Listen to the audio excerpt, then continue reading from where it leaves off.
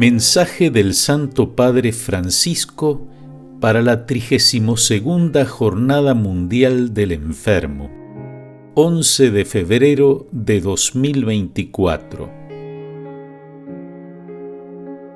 No conviene que el hombre esté solo. Cuidar al enfermo cuidando las relaciones. No conviene que el hombre esté solo.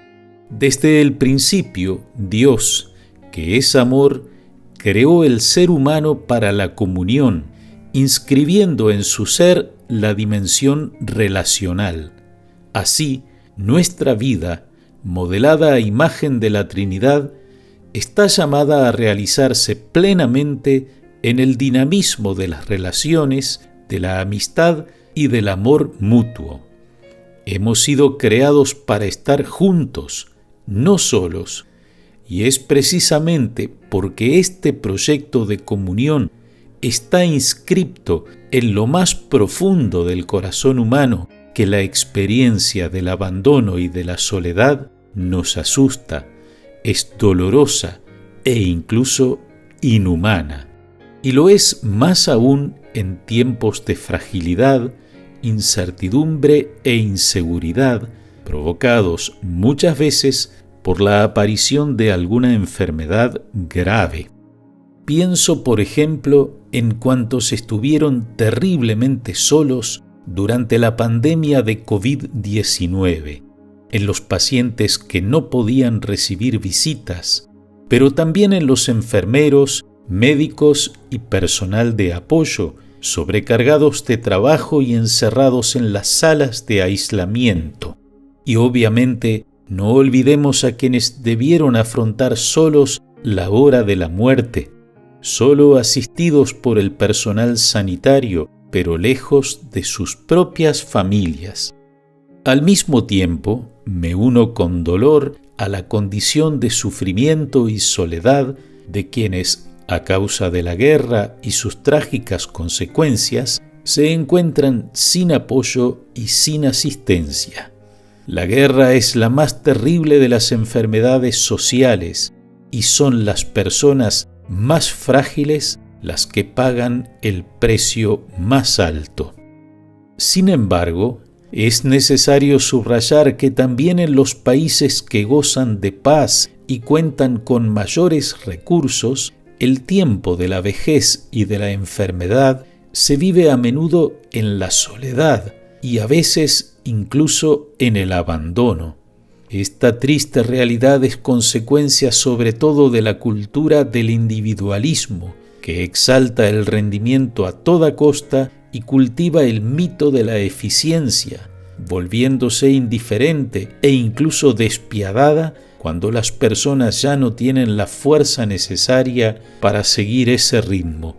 Se convierte entonces en una cultura del descarte, en la que no se considera ya a las personas como un valor primario que hay que respetar y amparar, especialmente si son pobres o discapacitadas, si todavía no son útiles, como los no nacidos, o si ya no sirven, como los ancianos.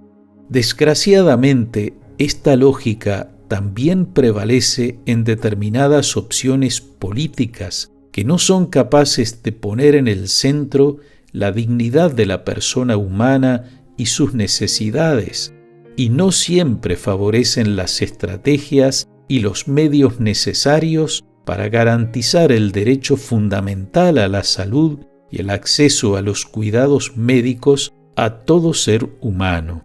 Al mismo tiempo, el abandono de las personas frágiles y su soledad también se agravan por el hecho de reducir los cuidados únicamente a servicios de salud, sin que estos vayan sabiamente acompañados por una alianza terapéutica entre médico, paciente y familiares. Nos hace bien volver a escuchar esa palabra bíblica. No conviene que el hombre esté solo.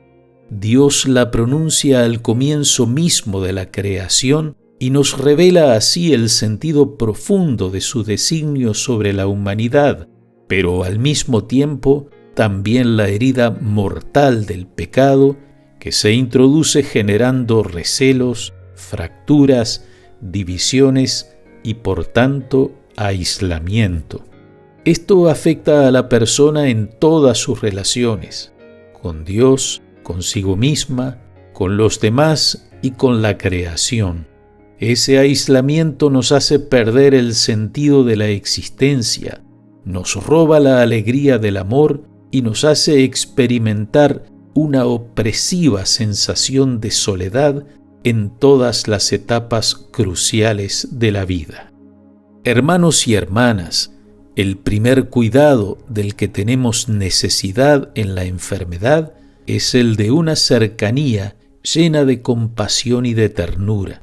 Por eso, cuidar al enfermo significa, ante todo, cuidar sus relaciones, todas sus relaciones, con Dios, con los demás, familiares, amigos, personal sanitario, con la creación y consigo mismo.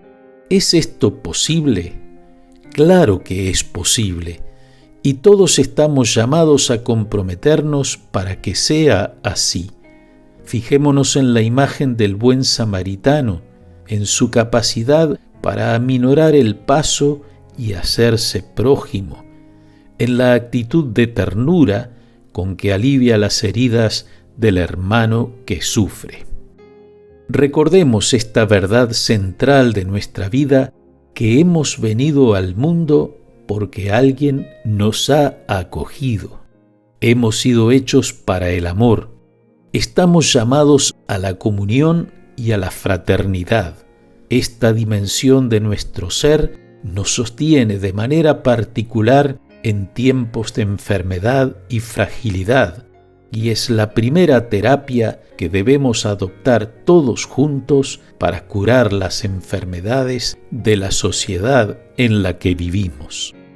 A ustedes que padecen una enfermedad temporal o crónica, me gustaría decirles: no se avergüencen de su deseo de cercanía y ternura.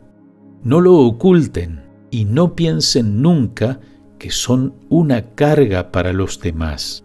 La condición de los enfermos nos invita a todos a frenar los ritmos exasperados en los que estamos inmersos y a redescubrirnos a nosotros mismos.